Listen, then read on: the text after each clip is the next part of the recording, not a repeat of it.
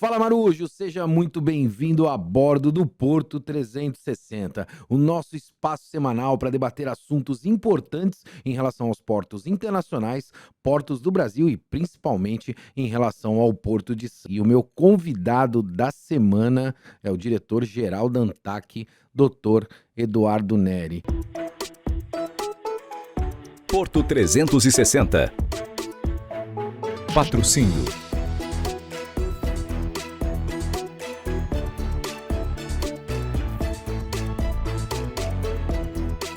Maxwell, primeiro saudar todos os espectadores e dizer da satisfação e do orgulho de estar aqui. Indo nesse nosso bate-papo aí, né? Dentro da informalidade que o senhor pode me permitir, a questão da linguagem, da comunicação do setor portuário, né? A gente olhando para 3 anos atrás ou 4 anos atrás e vendo o mundo hoje, né? Esse mundo portuário, a gente pode dizer que o setor portuário conseguiu se aproximar do cidadão, a gente está mais próximo da sociedade e dando realmente o recado que é importante, da importância, sem querer ser redundante, mas já sendo, da importância desse veículo, desse equipamento que movimenta a economia do nosso país e do mundo também? Olha, Maxwell, eu entendo que sim. Eu entendo que com todos os malefícios, né, que a pandemia trouxe, claro, tanta dor, tanto sofrimento, mas do lado do nosso setor, do setor do transporte marítimo, do setor aquaviário, do setor portuário, foi um momento em que a sociedade, de modo geral, viu a importância dos portos, tanto em relação às questões comerciais, 95% das nossas exportações passam pelos nossos portos, das nossas relações comerciais, mas também o quanto aquilo ali era importante em termos de até atendimento à população. Por exemplo, portos na região norte chegaram a ser fechados em momentos de pandemia, e aquilo ali trazia problemas, inclusive, de transporte de material hospitalar, de oxigênio. Então, eu acho que, nesse ponto, né, à medida em que o e-commerce cada vez ele ganhou maior projeção, isso eu acho que aproximou, de certo modo, a população, de modo geral, do setor portuário, né? O aumento do frete marítimo. Ninguém falava em aumento do frete marítimo. Verdade. Então, todo mundo, durante a pandemia, sabia lá que os preços estavam disparando e tudo mais. Então, nesse ponto, eu acho que foi, de certo modo, salutar.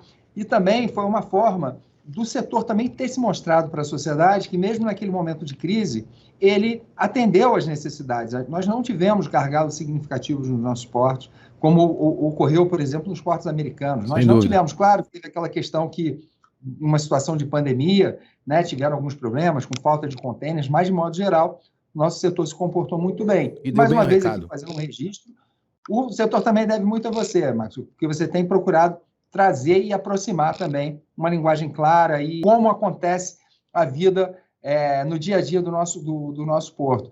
E se você me permitir aqui, eu vou até dizer, né? Até fiz um comentário com você, espero que no próximo leilão a gente pode até comentar sobre isso. É verdade. Que você esteja lá para você poder transmitir para a população como é que é o dia a dia, como é que é os bastidores. Eu acho que isso é muito, muito bacana. Falando de regulação, né? A gente sempre ouve falar de regulação, da importância da regulação. Nesse setor hoje, que é estratégico, não só para o Brasil, mas para o mundo também, qual é a importância da regulação nesse setor, doutor Eduardo, o setor portuário? A importância da regulação é trazer previsibilidade, trazer segurança jurídica, trazer preços justos aos usuários dos serviços do transporte aquaviário, do setor portuário. Essa é a função essencial da regulação. Então, quando a gente fala, a gente pensa que nos últimos anos, por exemplo, só nos últimos 2 anos, nós tivemos mais de 20 leilões portuários realizados. E esses leilões, eles trazem investimentos. Então, nos próximos anos, vamos ter mais de 5 bilhões, só desses cerca de 20 leilões que foram realizados nos últimos 2 anos, isso vão representar investimentos de mais de 4 bi. Para que isso atraia, né, para que a gente tenha um ambiente de negócios que atraia o setor privado, é preciso que os investidores privados confiem que o Brasil tem instituições sólidas, ele tem uma regulação que seja aderente às melhores práticas internacionais, que ele tenha uma regulação que vai garantir que haja previsibilidade e segurança jurídica. Você imagina se a cada, por exemplo, na agência, na ANTAQ, na Agência Nacional de Transportes Aquaviários, como em todas as agências reguladoras, os diretores têm mandatos. Então, assim, isso significa que mesmo que você tenha uma mudança de governo, como aconteceu recentemente, o mandato dos diretores, somos 5, eu sou o diretor-geral, eles são assegurados por lei.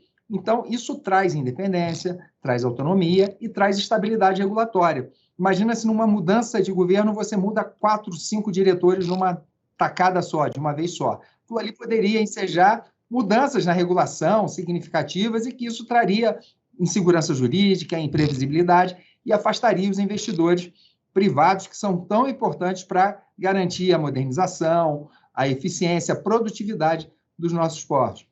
Doutor, a gente sempre acompanha, né, principalmente as tendências mundiais e a gente sempre acaba indo ao encontro de arranjos logísticos que a gente tem pelo mundo, né? Saímos de um universo just in time, depois para um universo just in case, depois para um universo just enough e depois para um universo just for me, que foi o que aconteceu mais recentemente na pandemia, como o senhor mesmo pontuou.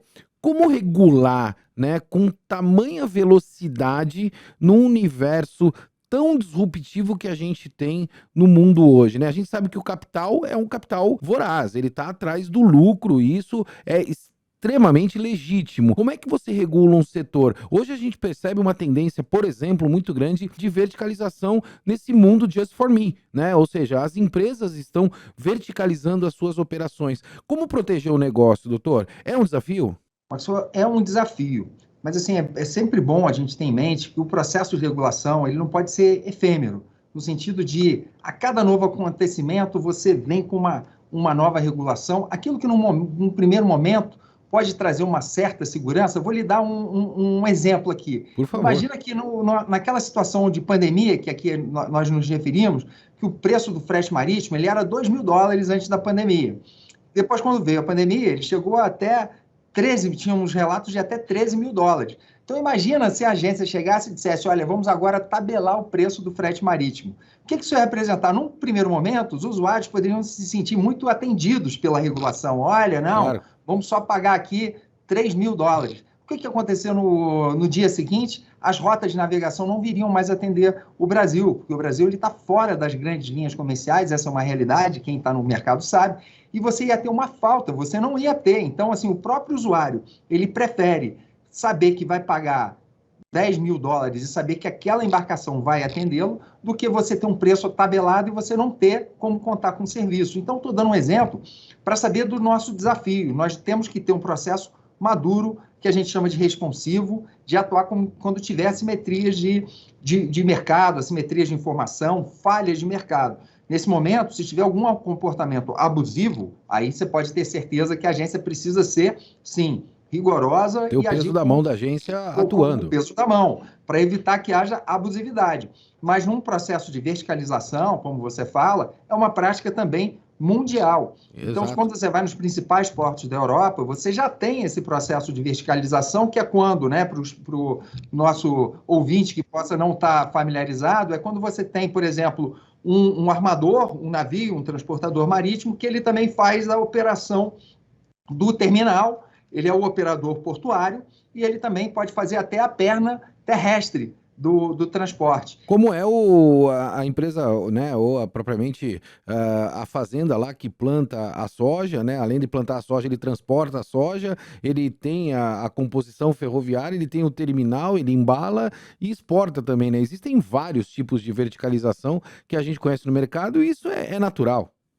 Existem várias cadeias, né? E falando aqui, as mais conhecidas nossas, né? Petrobras, que sempre, né, tem uma cadeia verticalizada, mineração, celulose, né, minério de ferro, são players que têm, naturalmente, eles já se verticalizam. Então, assim, isso é uma prática mundial, então isso tem que ser visto com o olho do regulador é um olho que você não pode ter uma regulação que vai engessar o mercado, que vai afastar investidores e que vai trazer, em vez de trazer desenvolvimento e progresso, vai trazer atraso. Isso aí é o revés, é o efeito colateral de uma regulação excessiva. Então, é esse cuidado que a gente tem que ter, mas sempre, como você bem observou, sendo rigoroso e tendo a mão pesada com casos de abusividade que são tratados normalmente a caso concreto. Você não vai colocar uma norma geral para tratar de uma abusividade que um ator pode estar cometendo. Isso é que é essa é que é o nosso equilíbrio que a gente tem que sempre procurar. A gente vem enfrentando, eu particularmente vejo isso, né, doutor Eduardo, um desafio bastante grande que é o aumento da capacidade do Porto de Santos, né, ou a falta da capacidade. E aí o ouvinte pode se perguntar, poxa, Maxwell, mas o aumento ou a falta da capacidade, a gente tem uma falta de capacidade de infraestrutura bastante grande, né, a gente vem percebendo rotineiramente os problemas que a gente enfrenta aqui dentro do Porto de Santos. E a gente precisa aumentar a capacidade porque o Porto de Santos rotineiramente, né, ou anualmente, bate recordes atrás de recordes de movimentação. O senhor fez a colocação das concessões, né? O plano de desenvolvimento portuário colocado pela autoridade portuária olha, né, para o incremento de novas áreas. O Porto de Santos precisa ter um DNA ou ter esse multipropósito de cargas também é importante para que a gente tenha um bom ambiente de negócio. A gente percebe que tem portos que têm um DNA específico, né? Movimenta só commodities, outros portos movimentam somente carga de valor agregado, ou seja, é um desafio daqui para frente, doutor Eduardo? Olha, Maxwell, o Porto de Santos, né? Você conhece ele melhor do que ninguém. Ele tem acho que o DNA dele, multipropósito, se ele for alterado, é um movimento de muitos anos, assim. Ele já tem até pela própria área de influência dele, né? Sem dúvida. São mais acostumados, chamam de Interlândia, mas é a área de influência dele. É uma área tão importante, tão rica e que faz com que proporcionou que ele tivesse essa característica de ser um porto que movimenta os mais diversos perfis de carga. Então, você tem movimentação de contêiner, é o porto que mais movimenta contêiner no Brasil, porto que mais movimenta granel sólido vegetal no Brasil, açúcar, suco de laranja, celulose. Então, assim, é uma característica que você não tem mais como o Porto de Santos não pode preterir dessa característica. O que precisa é dele estar cada vez mais preparado, ele aproveitar melhor ali a sua área, por exemplo, um ponto que quando você mencionou até agora a celulose, foi feito um processo de adensamento de áreas, o que a gente chama de clusterização, que foi um melhor aproveitamento dos terminais de celulose, e você vê o quanto que isso vai gerar de produtividade, de eficiência para o porto. Então, eram áreas que ficavam retalhadas ou isoladas e se decidiu por uma decisão, inclusive no plano de desenvolvimento, acertada, no final, uma decisão acertada. Muito acertada, né? Que ela trouxe, assim, foi uma forma de otimizar a ocupação e a exploração das áreas e trazer produtividade. Então, acho que esse é o desafio do Porto de Santos, de fazer com que as suas áreas sejam cada vez mais bem utilizadas para atender essa característica que, para mim, já é inerente ao Porto de Santos, que é ser um terminal multipropósito. Doutor Eduardo, eu abri o programa falando a respeito da sua posição, do seu cargo, diretor-geral da Agência Nacional de Transportes Aquaviários. Eu sei que o ouvinte está agora se perguntando, mas é o transporte só de carga ou tem de pedestre também? O senhor é um incentivador do processo hidroviário, das hidrovias, né, do transporte por intermédio das hidrovias. Eu sei que a ANTAQ está fazendo alguns movimentos também para impulsionar a questão das hidrovias e a gente tem aqui uma demanda represada bastante grande também para transporte, não só de cargas entre margens, mas também de passageiros. A gente pode olhar com bons olhos para o futuro, né, o incremento ou projetos nessa linha? A gente pode olhar com muito bons olhos. Opa, boa notícia vindo aí. Olha, assim, a agência, a ANTAQ, ela tem 4 prioridades. Então, modernização dos portos, que é um processo que não pode parar, né? Então, tem aí os programas de arrendamento portuário, projeto de inovação dos portos, que é uma pauta que eu sei que você atua e defende muito ela. E a gente tem outros 2 aqui, então eu falei modernização dos portos, sustentabilidade, que é outra pauta, né? Poderíamos aqui falar muito, talvez você puxe esse assunto. Outras 2 prioridades é o desenvolvimento das hidrovias, que tem tudo a ver com sustentabilidade, e o transporte de passageiros. São as nossas 4 prioridades. Então, assim, em termos de desenvolvimento de infraestrutura, as hidrovias são essenciais. Eu digo que ela é a última fronteira do desenvolvimento da infraestrutura, porque para que a gente possa ter, primeiro, uma intermodalidade, poder usar os diferentes modais de forma eficiente, a gente precisa de ter as nossas hidrovias. Claro. A gente teve um crescimento significativo das ferrovias nos últimos anos, né? Estamos tendo, são investimentos que vão estar sendo feitos e infraestrutura que vai ser disponibilizada nos próximos anos.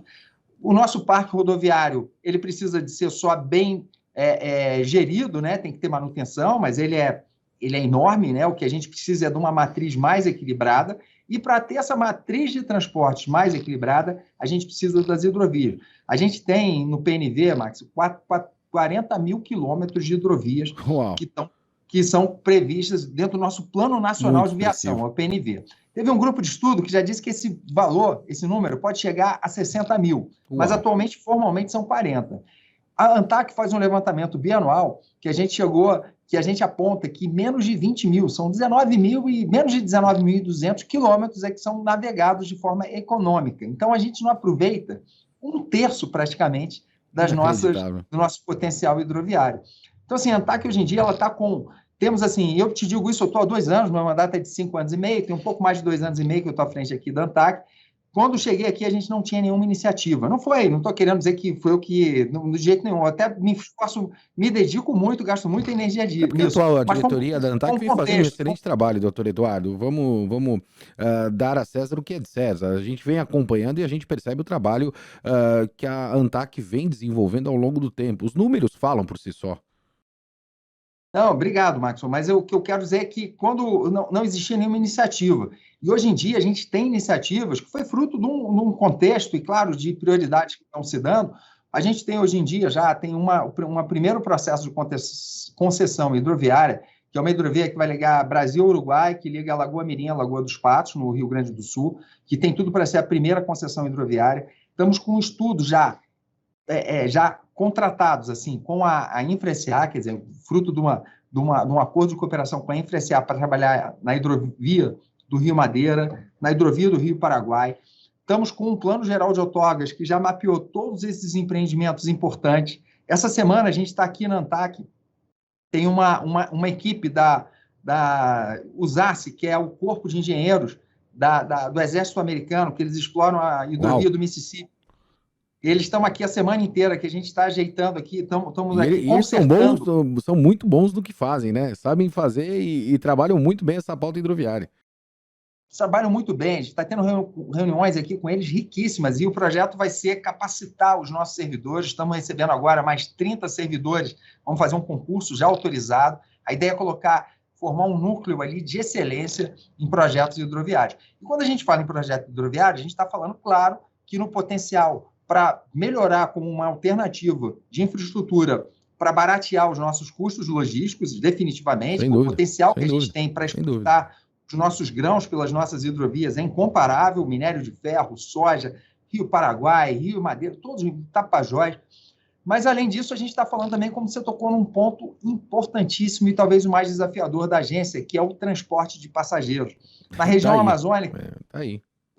O Maxwell, assim, você imagina na região amazônica, onde os rios são as ruas, assim, o quanto aquela população depende do transporte de passageiros. E eu costumo dizer, né, doutor, se o senhor me permitir, tudo isso é demanda, né? Tudo isso é oportunidade de negócio que a gente tem, né? Para atrair principalmente a iniciativa privada e para ajudar nesse desenvolvimento que é tão importante para o nosso país. Doutor, a gente está chegando ao final do nosso programa, passa muito rápido, estou muito contente com essa estreia, esse espaço que a CBN está abrindo para nós, para tratarmos aí do setor portuário e portos também pelo Brasil, mas eu tenho que abordar esse tema no final. Prêmio ANTAC vem para Santos, doutor Eduardo. Traz isso como exclusiva para nós. Prêmio ANTAC, o que é e vem para Santos esse ano?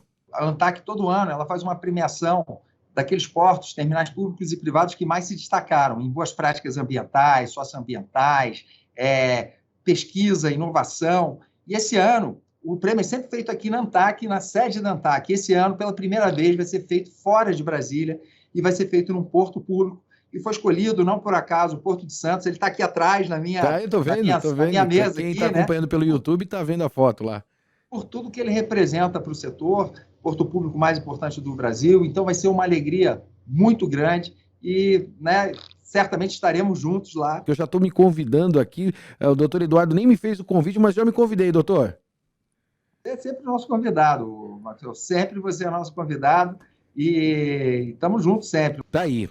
Prêmio ANTAC, final do ano, mas quem ganha o prêmio nessa estreia sou eu, é você. O doutor Eduardo, obrigado por estar aqui com a gente.